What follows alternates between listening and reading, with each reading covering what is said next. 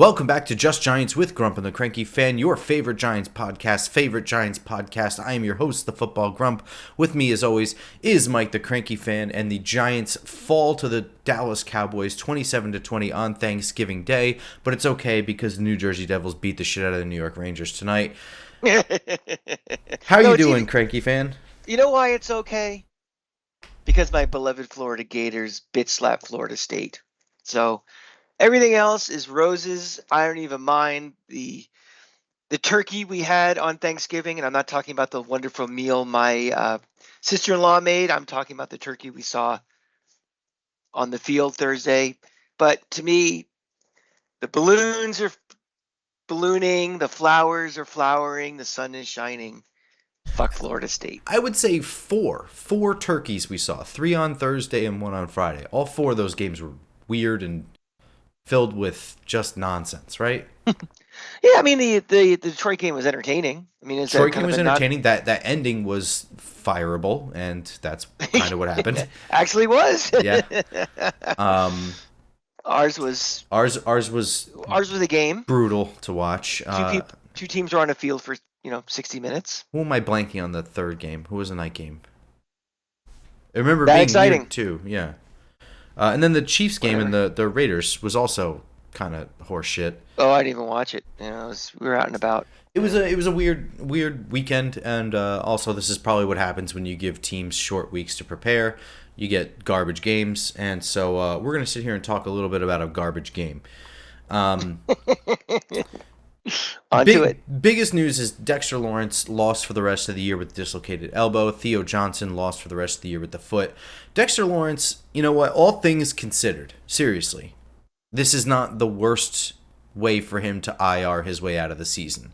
A dislocated elbow is something that is, I mean, look, I'm not sitting here with a medical degree talking to another guy with a medical degree. All right, that's definitely not what's happening right now. But to me, I would rather hear that news in a season that we know for sure is lost than hear that it's a soft tissue or a knee ligament or anything like that, or an Achilles. I mean, it could be so much worse than a dislocated elbow.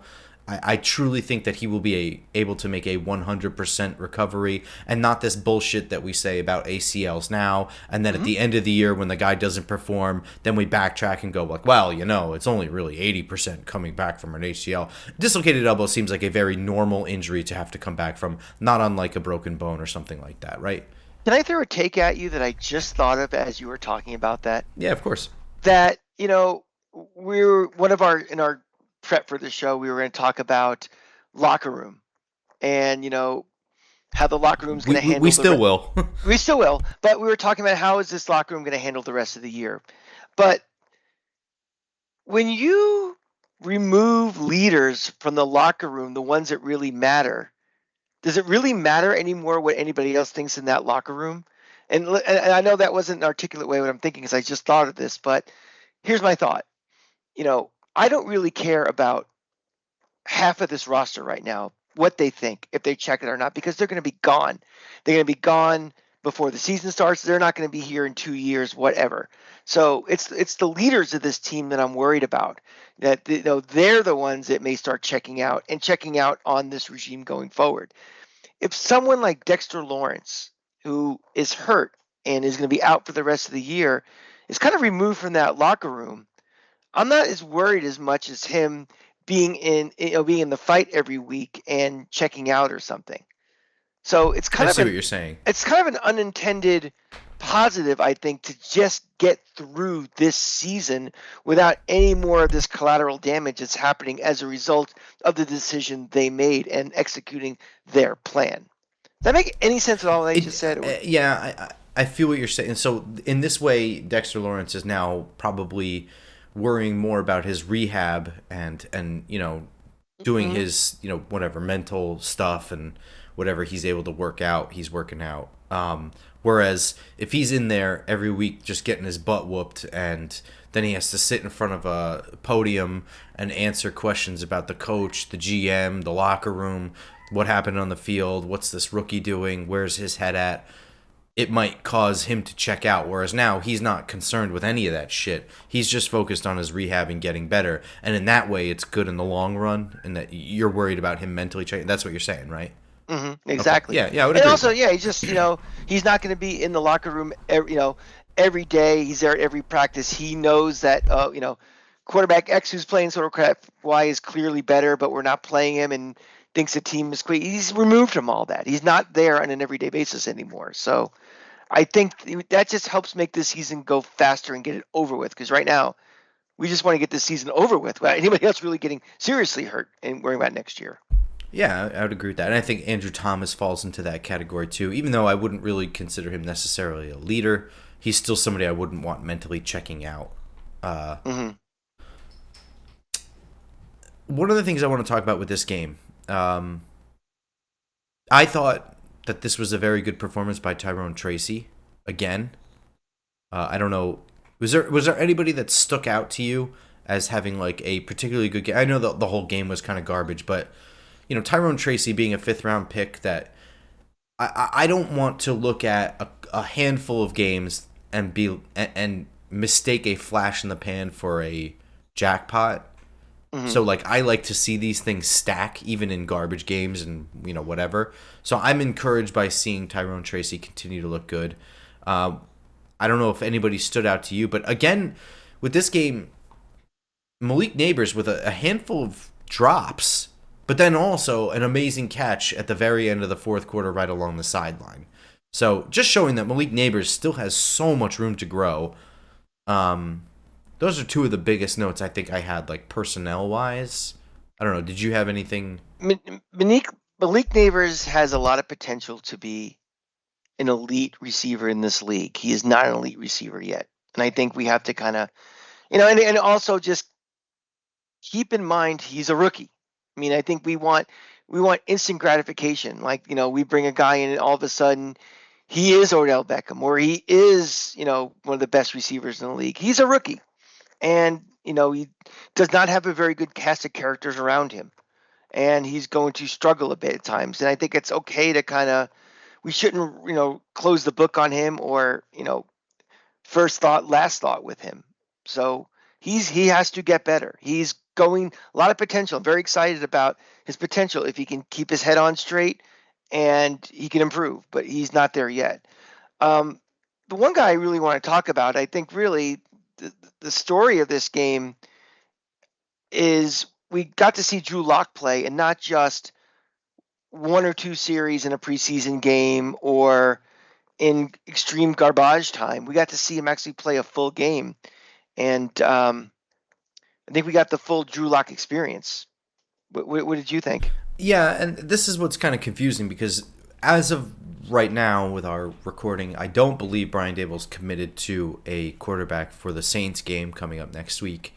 And it's interesting because Drew Lock undoubtedly looked more comfortable as a passer in the pocket this week than Tommy DeVito did last week.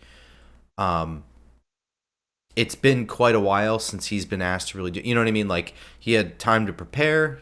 I guess he had a little bit of time to prepare on a short week. But he looked better than any other time he looked in a Giants uniform, whether that be a practice uniform or otherwise.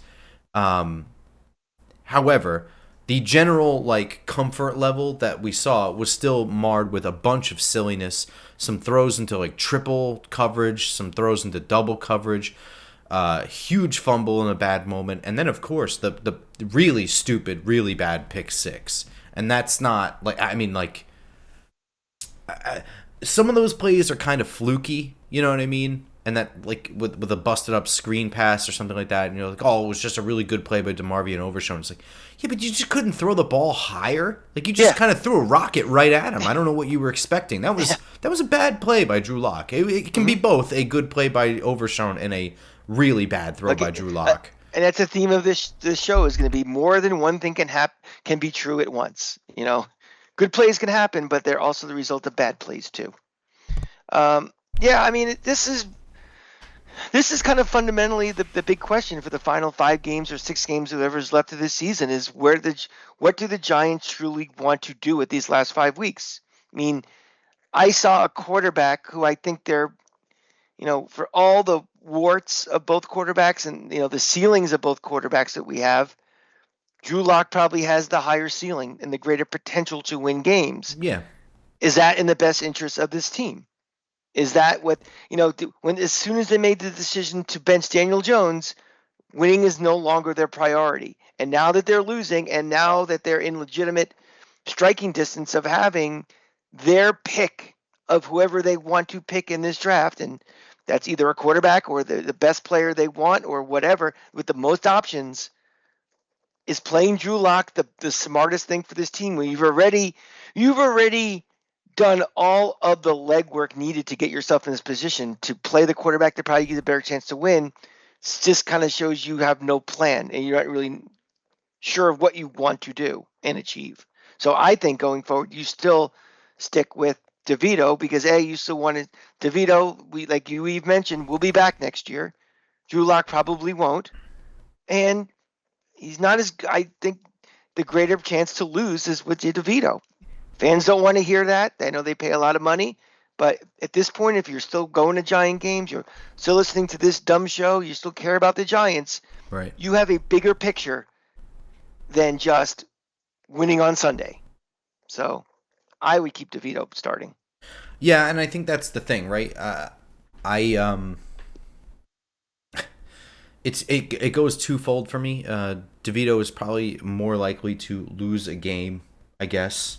I don't know. I actually don't know that. At this point, I've seen one game each this year from them, and this is a bad team. So, one player is playing someone that I think is going to be in the playoffs. The other player played against a team that is playing their backup quarterback as well. So, I'm not really sure who's more likely to win. I don't think either one of them is likely to win anything anyway. So it's not a question of just the quarterback makes a team from 2-12 to a playoff team. No, but I mean, if you're not moving the ball, you're not winning a game. Period. Yeah. But I think Drew Lock is a guy that I think is physically better. He's been a professional in this league longer. I think he can absorb more of a playbook than DeVito is. DeVito is still a third-string quarterback and a young third-string quarterback. So I think that's what I mean by I think the ceiling for potential for winning is higher with Locke just because of some of those intangibles. It doesn't mean that he'll execute better than DeVito or not, but I think there's a slightly better possibility that he can get you a win. Yeah, and I think from an evaluation standpoint, which I think this is the stage that we're at, which is just an evaluation stage of the team. Why play Drew Lock at all? Why win games? Why do anything right now? I mean, as long as, to me, I guess the only thing I really think that they should do is play whoever is going to allow them to evaluate the whole team. Like if Tommy DeVito is not going to be able to move the ball at all, and you have no way evaluating your offensive line or your running backs, tight ends, wide receivers, then don't play him because that's not helpful anymore. And that also says everything that you need to know about Tommy DeVito's evaluation. That's true. Drew Lock, sure, you're not going to evaluate him to keep him because he's not under contract and you're likely not going to re-sign him anyway. At least you can evaluate the other 10 guys on offense if he's moving the ball downfield. So I guess that's kind of how I would approach it. I'd probably give Tommy DeVito one more game, maybe playing against somebody like the Saints who are not playing very well might be better than playing against the Bucs, who I really, truly, honestly think are going to, if they're not going to the playoffs as a wild card, I think they're going to make a serious run at it at the end because I think that they have already played the toughest part of their schedule, like 6 games in a row, and now they have a ton of easy games in a row, whereas every other team gets that interspersed. One thing, though, I do want to ask you is, does winning matter at all right now? Like, we're hearing a lot of stuff about the New York Giants locker room, and even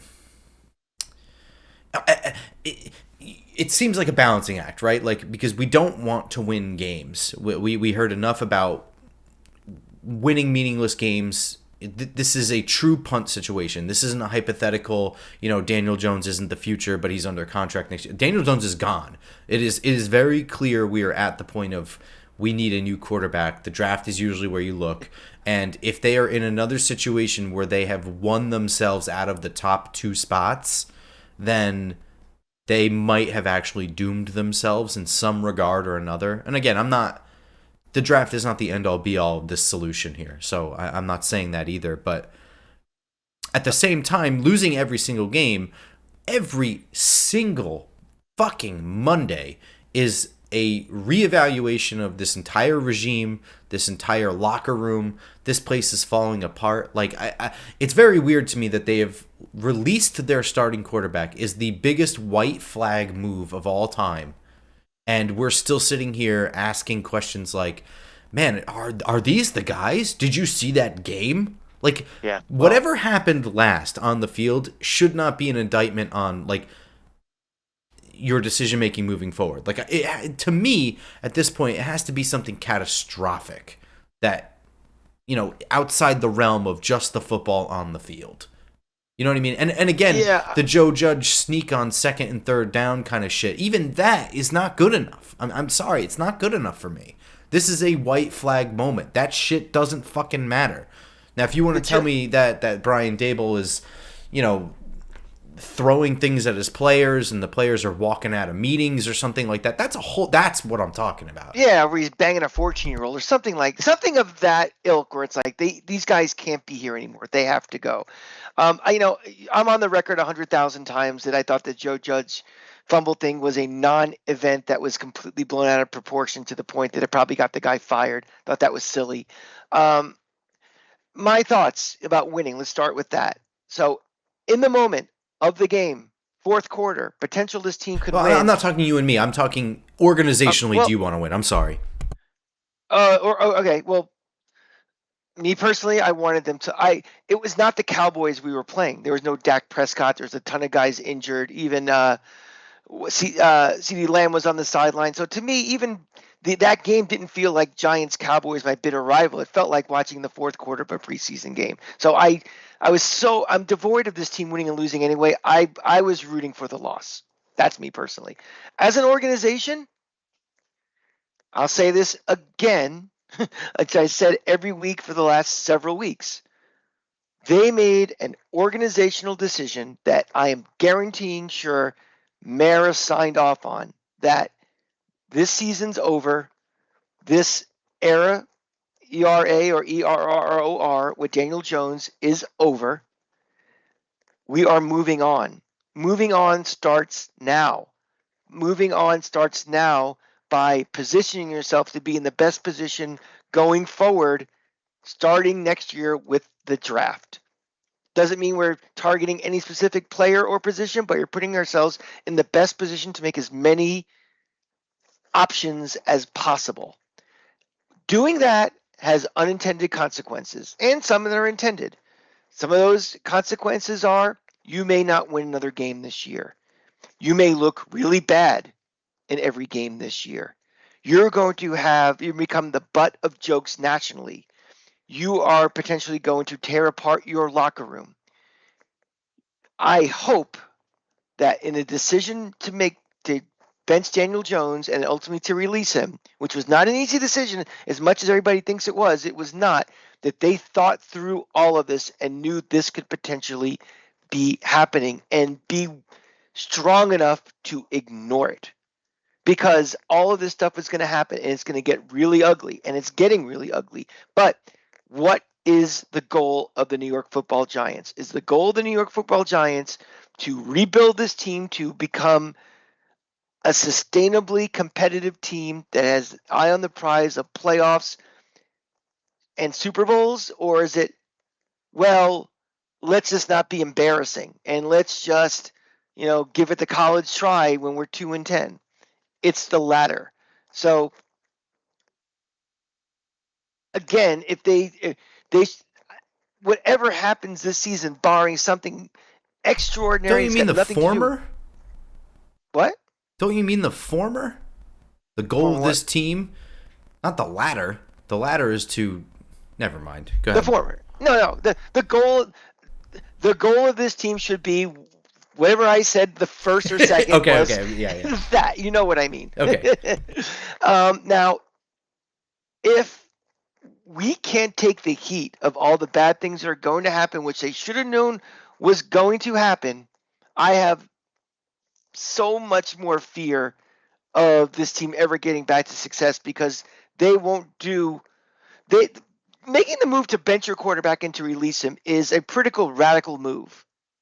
It really is if you think about it, because you don't have anybody behind. There's nobody pushing Daniel Jones to replace him. It's not like you have you know a Penix that you drafted waiting in the wings, or even a Jameis Winston, like someone who can be like, well, this guy can come in and he can play. There's really nobody behind him. The decision was made because we're looking to the future, and I think you have to execute your plan. Execute your plan and see if that plan works or doesn't work. If this team loses this week, next week, Christmas Eve, whatever, that's not because the plan failed. We're still executing the plan. It's not even a work in process because you're not using the fruit of this part of it going anyway. So if they bail on this because of heat from the media, fans protesting, all of that bullshit, it makes me really nervous of how the decision-making process going forward would be for anything that they do. They're going to hire, a coach because he has Giant ties again, or he's a fan favorite, or all any of that things that are not in the best interest of your team, other than getting people off your back and not being a laughingstock anymore. I agree. And we've said over the course of this show since 2017, tanking is not something coaches do. It's an organizational decision. They've made that decision. This was an organizational decision. And so you have to, John Mara, or whoever owns the team, as the owner, you have to get over being on the back page for a couple of fucking weeks and just bite the bullet and get better. That's just how it goes. Or you can throw a tantrum about it and do a half measure, and then we'll have the same conversation in 2.5 years. You know what I mean? So, I mean, it's really your choice as owner, because I could sit here and just do this podcast for free and live my life. It's not my mistakes on the field. It's not my mistake. It's not even my team, not my toy, not my organization. None of that's my problem. I just enjoy the team. So I think that this is sort of writing this stuff out is not nearly as difficult as I think that people make it out to be. It's very easy to just ignore this shit and keep your stuff in house and move with it.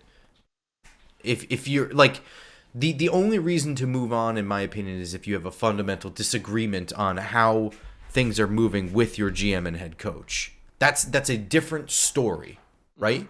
Like, there is a world where Joe Shane is able to explain process to John Mara, and they're on the same page.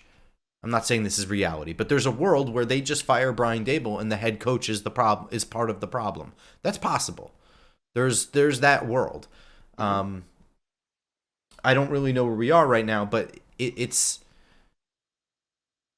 I don't know. The week to week decision, like looking at the field and then kind of wondering if we're on the right track here is very silly. We are white flagging right now. This is not a team right now. I mean, the combination of getting rid of your starting quarterback and all of these injuries. I mean, well, who also are the best players? Let's be honest. They check out too. But again, if you have a minor injury and you have 4 weeks left of a tanking season and you're signed to that team on your rookie deal for another 3 years, why not just get surgery?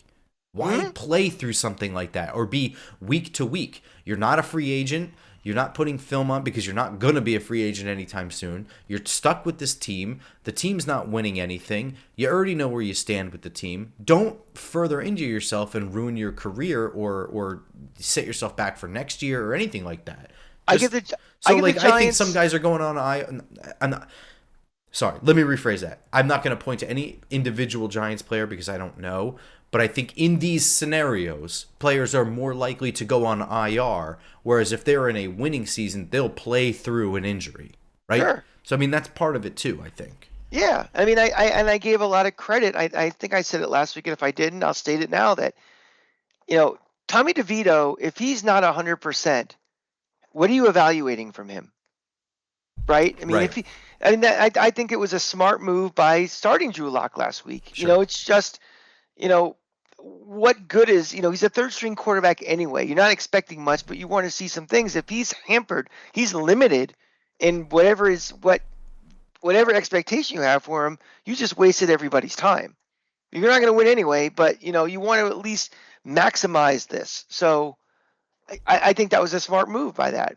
You know, but I completely agree with you. I think guys are making, and that, when we always say, oh, some people are making business decisions, that has a negative connotation. Like, oh, they tanked that one play. They Allergan armed or something. But the decision to get, cleaned up, get that surgery now, go on IR, that's a business decision too. And that's a smart business decision. And I think that's one that probably the front office is probably encouraging them to do. And I don't think it's just a simple, I'm just looking out for myself type of move.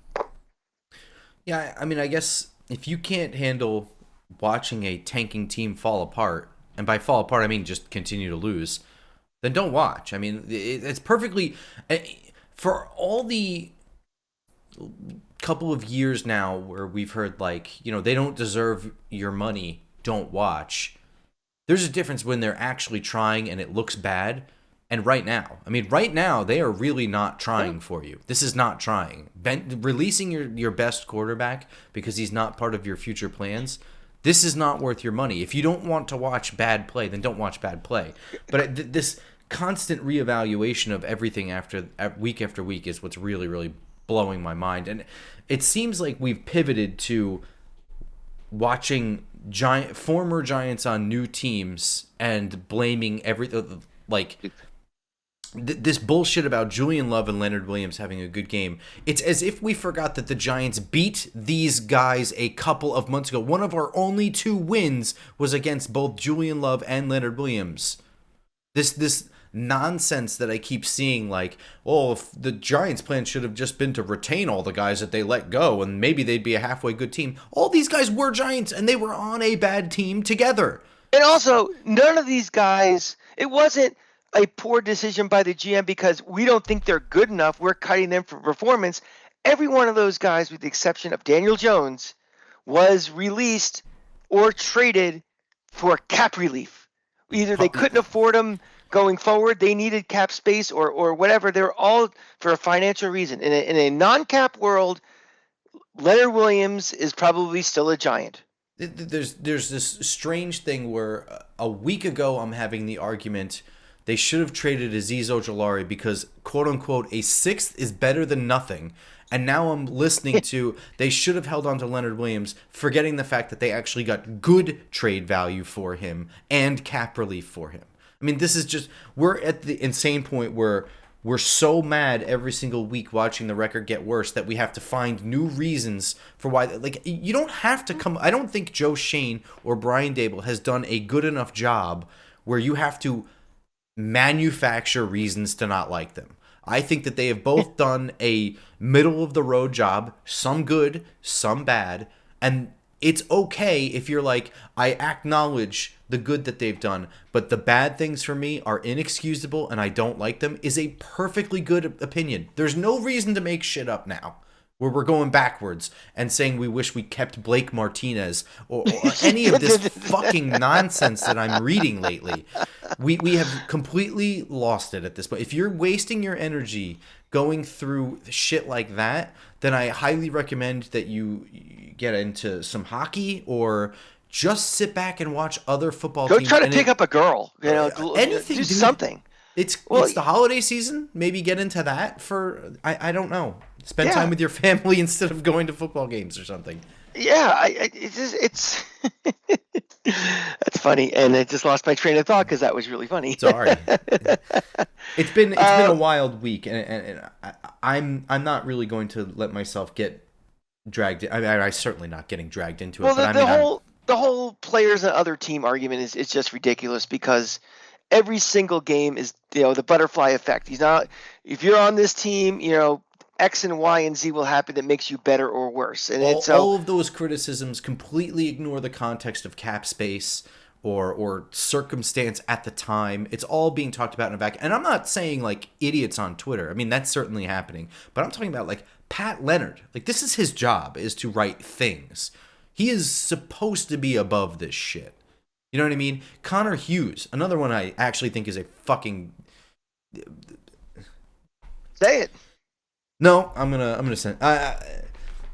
Connor Hughes also is supposed to be a professional. You know, these guys who are in the know and they're supposed to be reporting things or whatever. These are silly opinions that I should be reading on Twitter from Joe from Staten Island or whatever. They're the ones that should be spewing this kind of dumb crap, not beat reporters. You know what I mean?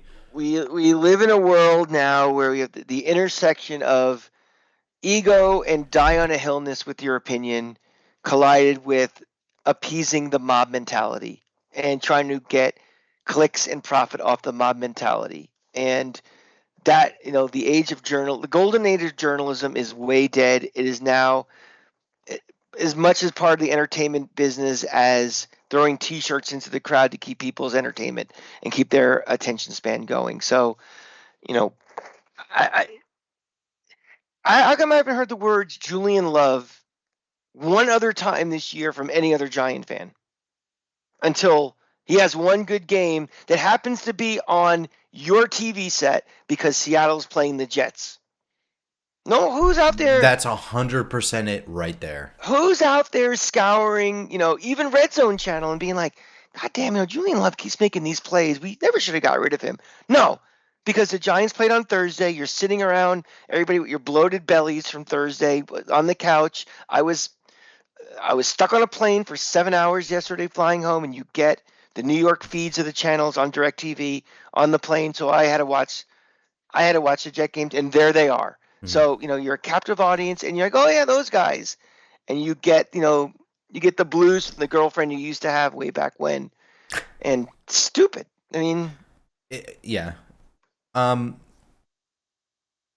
don't want to spend too much time on this, but the locker room thing here. Kayvon Thibodeau was asked something.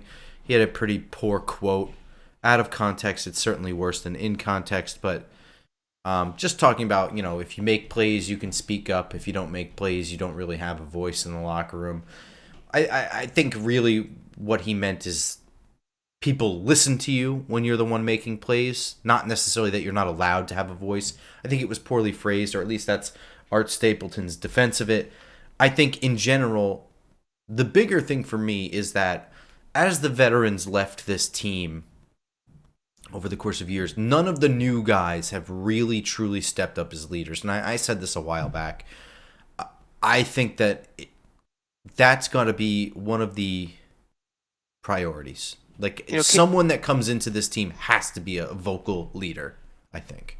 I think also Kayvon Thibodeau actually should start making plays so he can start talking too. Yeah, no shit. I mean, I forgot he was on the team lately. So, well, he did miss quite a bit of time with a wrist surgery. All right, well, but you know something? Leaders are on the field too. I mean, just if you're hurt, that kind of hurts your standing. If by his own definition, making plays means you're available and you're, making plays. But I also think leaders shouldn't be on podcasts at all.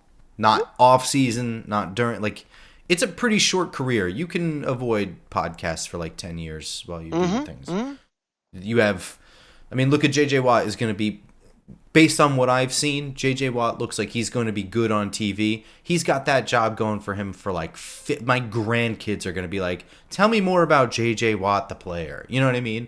I mean, in a previous life, because I'm old, when I lived in Tampa, all of these guys had their own radio show. It was like, it was the Derek Brooks show, and it was the Mike Allstott show, and all it was these guys, they get like an hour on sports radio. The local host would interview them, and it was the most god-boring thing there was because they didn't say anything, and it was just them talking.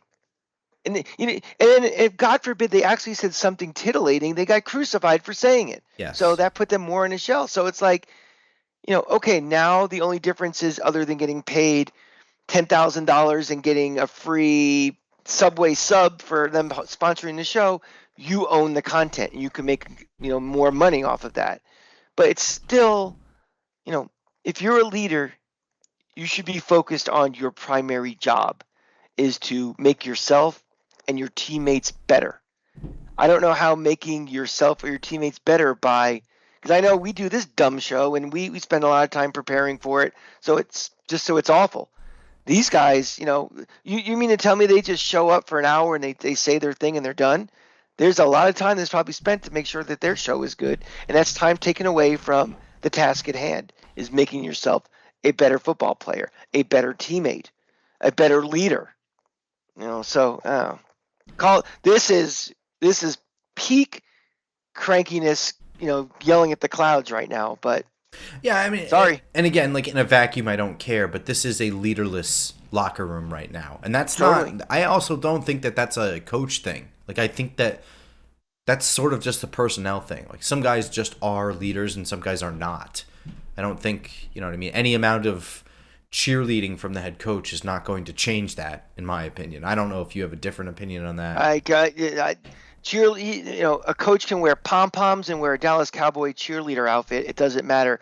It has to come from the locker room. It has to come from your peers. It has to come from, the people that the players look up to the most, and that's their fellow teammates and things. And you, as a coach, you can talk to your blue in the face. You're making it a fraction of the money that the players are. Players listen to players. They listen to, the money and the I think influence. even a player's coach still doesn't reach the same way as the big dick in the locker room telling you that you fucked up. You know what I Sure. mean? Because the coach has got to rip apart everybody when they screw up. But when your peer is ripping into you and telling you to be accountable and get your shit together, it's a different story, man. It's When a the coach's job to do that. It's not the captain's job to do that or the player's job to do that. Correct. They're doing it because they have a Care. passion within. They care. Yeah. Coach is supposed to do it. That's, one of the job responsibilities. Win and tear their assholes when they're not winning. Yeah. Um, I don't know. I don't think that I gleaned really much else from this. I had a good holiday. I watched this game mostly through the bottom of a whiskey glass. So I don't want to say no, I just was watching football. And you know what? It was a close game, so I was not unentertained. It was sloppy and shitty, but it was still a close game. And they were wearing the uniforms of the team I like and the team I hate. And that was the thing. That was my point before. It's like that wasn't even the Cowboys. Yeah. I mean, that was like when you don't have Dak Prescott, and even Jake Ferguson wasn't playing at all. Yeah, and like Zeke Elliott's, he's like just he's a statue at this point. He's a fossil out there. It doesn't even matter. Well, Michael Parsons came back though for this game and looked good. Yeah. But I mean, though, it felt more like they were playing a preseason game than it was, a Thanksgiving game or a game to get in the playoffs or something. It's like a real divisional battle. It was just, and that kind of hurt it also, because even like I wanted to win. It's like, well, at least like on Saturday, it's like, okay, Florida has 5 wins, Florida State has 2 wins, but I want to beat those fucknuts as much as I can for anything. I didn't even feel that. And that part of it's just the numbness of this season, the numbness of the last several years, looking ahead to the future, like just trying to get past all this. And yeah, but I think it's all. I don't know. That's not an A to A comparison, right? Like Florida beating Florida State and getting into 7-5 is still a bad record, but the season's over. There's no repercussions. That's it. The end of story. The records are completely thrown out the window. That's a nice cliche, but the Giants though, true. Winning absolutely has an impact going forward. That third win on the season might knock them down to drafting 4th or something like that. So there's a difference. Like, I'm talking about my emotional involvement in my emotional. I know. Of course. Yeah, it's a whole different scenario for sure. But I was watching it in Mountain Time Zone, so I was 2 hours behind. So we actually ate dinner after the game. So nice. The bigger thing for me was the stomach was growling a lot in that fourth quarter. I'm like, I can smell the turkey. I could smell the stuffing. Let's just get this freaking game over with. And my brother and sister-in-law, great hosts, are like, oh, we'll wait till the Giant game over. I was like, if you want to start apps, man, let's go. Let's start the appetizers. I don't have to be sitting here watching this shit anymore. Yeah, I ate I missed like the first quarter because I was eating, so I had to rewatch that. But otherwise, that was like post dinner drinks and desserts for me. So it was a good time. I spent it with family. I hope everybody else enjoyed their Thanksgiving. You know what I mean, and didn't prioritize the game over it. I was so focused on Saturday and getting ready for that game that this was like, okay, great. Out of my brain, I'll think about this on the flight home Sunday as I prepare, for this show and stuff. I didn't look at Twitter. I didn't review any notes Nope. on Friday or Saturday. It was Sunday. I was like, okay, what the hell happened in this game again? So, That's gonna do it, I think, for this episode. Did you have anything else on this game? last thing, really quickly. I don't want to spend too much time on this. There's a lot of opinions about Tom Brady, and because of our schedule, when the Giants play and travel and all the good stuff we do, this was actually the first game I actually watched a complete game that Tom Brady broadcasts. And there's a lot of opinions about him. A lot of it is negative. And I'm actually going to take a contrarian view that I don't think he's that terrible. I don't think he adds much, but I think that for a guy that really shouldn't be doing this job right now, let alone having the top spot at Fox and getting paid, $250 million to do it. I don't think he's that awful. I think he's a work in progress, but I think some of the criticism I've seen about him is like he's unlistenable, and I kind of disagree with that. What do you think about Brady? I think that a lot of the criticism comes from two places, and I think one is warranted and one is not warranted. The Okay. warranted one is that he immediately stepped into the top spot despite having zero experience and being like 1 year removed from being a player. So it's not like he has any background in this.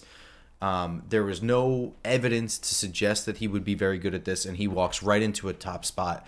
To me, you are opening yourself up to criticism with that, and it's valid because Mm-hmm. that's just not meritocracy. There's no reason that he can't be an analyst, and be doing this job, but to have the top spot without any sort of anything is you're opening yourself up to criticism. He better be good, and he's not good. I wouldn't call him good. I wouldn't The call him good either, but I don't think he's horrible like people. neither here nor there. I mean, just Yeah. in general, just that move in and of itself is opening. You better be Mm-hmm. great because that's what's going to happen. And then the other one, and this is the unwarranted one, he's going to get a lot of shit just because he's Tom Brady. And he's got the name, the star power, and he was the greatest football player to ever play, or the greatest quarterback to ever play. So he's going to be held to that standard by all people who watch football casually, intensely, or barely at all. They're going to hold him to the standard that he's had, as a quarterback, which is stupid. But I do think that is part of it. If this were, I don't know, Doug Flutie, people are barely even going to remember who Doug Flutie was. And be like, who's this Doug guy? Or something like that. I don't know. I just picked a name out of a hat because I saw him cheer on a Buffalo crowd last night in the snow. But I mean, you pick Jonathan Stewart, running back for the Carolina Panthers. I'm sure some people don't know that Jonathan Vilma is currently Sure. this and is terrible. And I'm sure that some people are Oh like, what God. team did Jonathan Vilma play for? What did he play, offense or defense? You know what I mean? Like nobody knows Mm-hmm. because Mm-hmm. he's not Tom Brady. So I think that some of it is just because he's Brady. Whether I think he's good or not, I think that he is just slightly worse than what we're already listening to around the league. I don't think that he's good. I think that he just starts. He grunts over. Like he's reacting to what he's watching, but he's not using words. So he's just like, like just kind of Yeah. clenching up. That's pretty bad. But you know what? Chris Collinsworth is unlistenable to me at this point. I think that Tony Romo is getting close to unlistenable. They all have these really frustrating, cartoonish cliches and silliness to them. The same way that John Gruden was having cliches to him, Well, to with be his honest, silly Gruden grinders thing. the same way, to be honest, John Madden was the end of his career too. I mean, Sure. watch a tape from 1987 and watch a tape from 2005, and it's like two different people. I mean, everybody does that. You you become a star, you become known for something, and then you become a cartoon Chris character of Berman. that. Sure. I mean, mean, Chris Chris Berman Berman doing the is home run derby is I will leave the room. yeah. But Chris Berman, if you listen to 1986 when he was the nickname guy, was fantastic. It was Yep. much watch. It made SportsCenter much watch TV. Yeah, so I mean, I think that he's gonna get better. But right now he's not good. But I don't think that he's horrible. I think he's just slightly worse than in terms of listening. He's just slightly worse than some of the top guys around the league. And he's up. But I will say though, again, and defend him. He's a lot better than I thought. I thought he was going to be horrible. Well, I thought he was yeah. going to be as bad as like how Pat Riley was when he started doing basketball games, or these guys, that just clearly are not announcers and don't know the job. Forget even announcing. Like, you don't even know what your responsibility is as being a color commentator. And No, I mean, yeah. I had that sneak peek because he did a brief spot during the UFL championship game, and I was really curious to see how he did. And they had to like hold his hand, like they had to ask him questions because he was just not saying anything. So I didn't think that he was gonna like over talk or anything like that. I knew it wasn't gonna be good. I knew he wasn't gonna be mountains better going from when was that, like June to now? Right. It's not a ton of time. But let's remember too, nobody watches a game because of the announcer. Nobody. And for a network to spend $250 million, which there is no value added, is mind-boggling. So that I think that wraps into my first thing where it's like warranted criticism. The amount of money they gave him is also warranted criticism. They gave him the top spot. They gave him an insane amount of money, and there's no experience there. And also, just like you said, it does not enhance the viewership experience one iota. And all of us are sitting around.